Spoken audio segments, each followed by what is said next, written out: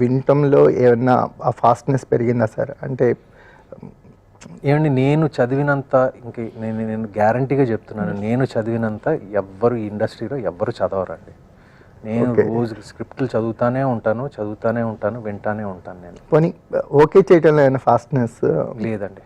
ఇంకా అదే చాదస్తం ఉంది.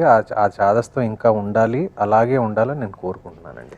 సో మీకు చాదస్తం కదా సార్, ఇట్స్ ఏ చాయిస్ అనుకుంటాను మేము.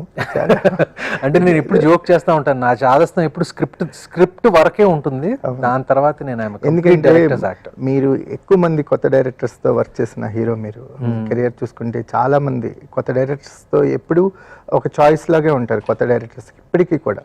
ఏదైనా లేదండి, యాక్చువల్గా ఇప్పుడు నా సక్సెస్ఫుల్ సినిమాలు లెక్క పెడితే actually Surya Kiran, Satyam, Gautham Malli Raava, Subrahmanyapuram. This movie Sunny is going to make that list. Subrahmanyapuram, confidently telling you that Anaganaga will make that list.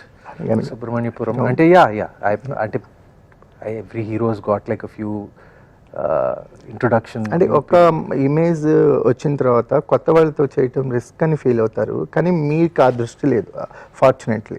నేను చెప్పొచ్చేది ఎందుకు మనం ఇప్పుడు కంఫర్ట్ జోన్లో ఉన్నాం కదా, కాంబినేషన్ వైజ్ ఎక్స్పీరియన్స్డ్గా వెళ్దామని అది తప్పని కాదు, బట్ మీరు ఇలా ఓపెన్గా ఉండటం వల్ల సన్నీ లాంటి వాళ్ళకి ఒక అవకాశం దొరుకుతుంది. నేను అసలు సన్నీని కలవలేదండి యాక్చువల్గా.